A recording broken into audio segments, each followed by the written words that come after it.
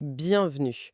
Aujourd'hui, notre exploration nous emmène dans l'Est de la République démocratique du Congo. Une région, bon, marquée par des tensions persistantes, c'est moins qu'on puisse dire. On va se pencher sur un événement assez spécifique, mais peut-être révélateur. Notre source du jour, c'est une transcription d'une vidéo de la chaîne YouTube Africa News en français. Une source qui nous donne des infos assez précises. Le sujet central, la reddition récente de membres du groupe rebelle M23 aux forces gouvernementales congolaises. Oui, et cette reddition, faut la remettre dans son contexte. Un conflit qui dure, bien sûr, mais aussi des tentatives récentes pour calmer le jeu, notamment cet accord signé à Doha qui visait un cessez-le-feu. C'est là-dedans que ça s'inscrit. D'accord. Notre objectif aujourd'hui ici, décortiquer un peu tout ça. Qui s'est rendu où exactement et qu'est-ce que ça peut bien vouloir dire dans cette situation complexe. Alors, allons-y. Alors, nos points de départ factuels, d'après Africa News, c'est la reddition de 38 personnes, des gens affiliés au M23. C'est pas énorme, mais la composition est intéressante. 2 officiers, un major, un capitaine, et puis 36 autres combattants.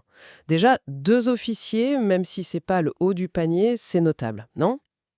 Ah oui, c'est pas anodin du tout. La reddition d'officiers, même de rang intermédiaire comme ça peut jouer sur le moral des troupes, bien plus que des simples soldats, quoi. Ça peut être un signe de découragement, peut-être une perte de confiance. Bon, 38 personnes, c'est pas une défaite militaire en soi pour le M23, mais symboliquement, perdre des officiers, c'est souvent plus lourd de sens. Suggérer plusieurs choses. Soit c'est des décisions isolées, des petits groupes qui ont saisi une opportunité locale, ce qui indiquerait peut-être une certaine désorganisation, une perte de contrôle central du M23 sur ses unités, Ou alors? ou alors, ça pourrait être le résultat d'une pression militaire des FARDC sur plusieurs fronts en même temps, qui pousse les éléments les plus faibles à se rendre là où ils sont. Dans tous les cas, ça montre que le M23 est présent sur une zone large, mais que cette présence est contestée un peu partout. Venons-en au profil de ces personnes, parce que là, l'info devient vraiment interpellante. D'après la source, à part les 2 officiers, la majorité des 36 autres, ce ne seraient pas des combattants M23 classiques, des volontaires engagés de longue date? C'est exact. Et c'est peut-être là l'élément le plus révélateur. Le rapport d'Africa News, qui se base apparemment sur les premières infos, suggère qu'une bonne partie de ces 36 personnes seraient en fait des civils enrôlés de force. Contre leur gré. Ah oui. Oui. Et d'autres seraient d'anciens militaires ou policiers congolais, capturés, enlevés, lors d'occupations par le M23, notamment près de Goma et Bukavu, des villes stratégiques. Enrôlés de force, enlevés. Si c'est avéré, ça change quand même pas mal l'image du M23 et de ses méthodes, non? Absolument. Si une partie importante des troupes repose là-dessus, ça pose de sérieuses questions. Sur la cohésion, le moral, la fiabilité au combat. Des combattants forcés sont souvent moins motivés, plus enclins à fuir ou à se rendre dès qu'ils peuvent.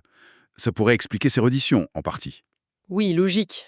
Et puis, ça sape le soutien populaire, évidemment, si les gens voient leurs proches enlevés. Et du coup, ça nous amène au témoignage. La source dit que l'armée congolaise, les FARDC, a commencé à les interroger. Qu'est-ce qui ressort de ces premiers retours d'après l'armée ARDC? Mais selon ce que rapporte Africa News, toujours en citant les FARDC, les témoignages confirmeraient des abus, des traitements humains au sein du M23. On parle de conditions très dures, de mauvais traitements. Voire pire. C'est une accusation sérieuse. Mais là, il faut être prudent sur qui donne l'info, n'est-ce pas? L'armée congolaise est partie prenante. Tout à fait. C'est un point crucial. L'info sur les abus nous vient via l'armée congolaise, donc il y a potentiellement une dimension de communication de guerre, de propagande, Hmm. pour décrédibiliser l'adversaire. Attention, ça ne veut pas dire que c'est faux, hein. Les abus des groupes armés dans la région sont malheureusement documentés par ailleurs, par des ONG, etc. Mais il faut garder à l'esprit que l'info est filtrée par une source qui a un intérêt direct. L'idéal, ce serait une confirmation par des acteurs neutres. Mais bon, c'est pas toujours dispo tout de suite. D'accord, très clair. Replaçons maintenant ça dans le temps, le contexte diplomatique. Vous l'avez dit au début, ça arrive juste après une tentative de calmer les choses. Oui, la chronologie est importante. Ces redditions, elles ont lieu à peine une semaine après la signature à Doha, au Qatar, d'un accord, un accord entre Kinshasa et plusieurs groupes armés de l'Est, pas seulement le M23 d'ailleurs à la base. Et l'objectif affiché de cet accord de Doha, c'était quoi? mettre en place un mécanisme pour surveiller un cessez-le-feu. D'accord. Donc une tentative de créer un cadre, au moins sur le papier, pour réduire la violence. Un mécanisme de surveillance. Mais alors, comment on explique que, malgré cet accord tout frais, non seulement les combats continuent, mais qu'en plus, on a ces redditions qui semblent liées à des conditions difficiles au sein du M23? Il y a comme un décalage, non? C'est le moins qu'on puisse dire, oui. Une dissonance assez frappante entre l'engagement Doha et la réalité sur le terrain. La source est claire, l'accord n'a pas arrêté les affrontements. Les combats continuent activement. Malheureusement, c'est pas nouveau dans la région.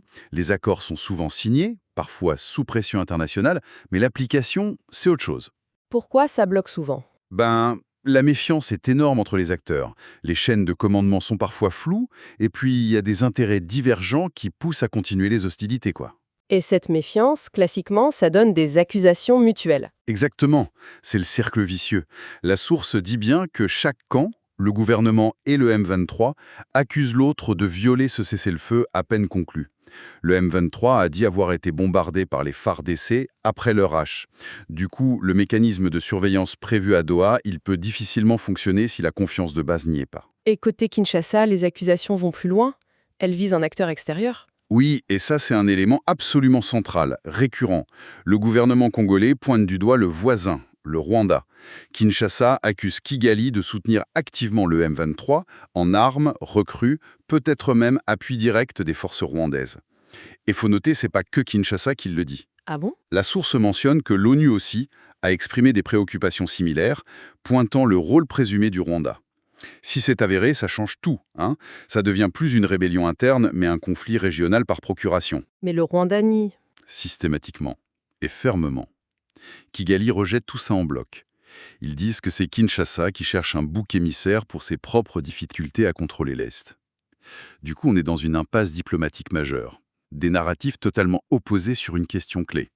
Ça empoisonne les relations et ça complique énormément la recherche de solutions durables.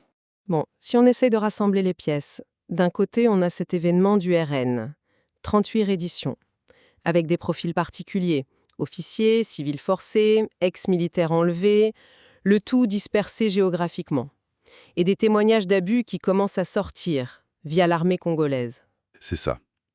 Et de l'autre côté, le contexte plus large. Cet accord de Doha, tout récent, mais déjà contesté. Les combats qui continuent, les accusations croisées, et surtout cette accusation très lourde d'ingérence rwandaise qui est démentie par Kigali. Quand on met tout ça ensemble, quelle lecture on peut faire? Est-ce que cette reddition, c'est un petit signe ou juste un épisode mineur? C'est toute la question. Bon, faut rester prudent, pas surinterpréter un événement isolé comme ça. Mais ce qui est fascinant, c'est de voir comment l'analyse détaillée, même d'un petit événement, nous ouvre une fenêtre sur toutes les tensions. Les infos sur l'enrôlement forcé, les enlèvements. Si ça se confirme à plus grande échelle, ça pourrait indiquer des faiblesses internes au M23. Un groupe qui peine à recruter volontairement et doit utiliser la force, il peut avoir du mal à long terme. Et ça arrive au moment où la pression diplomatique s'accentue avec Doha, même si l'accord semble mal parti. Précisément. Ça illustre bien ce décalage constant entre les processus diplomatiques et la réalité sur le terrain. Les accords sont signés, mais si la méfiance reste, si les accusations d'ingérence continuent sans être réglées, et si les groupes utilisent la coercition, la paix reste loin.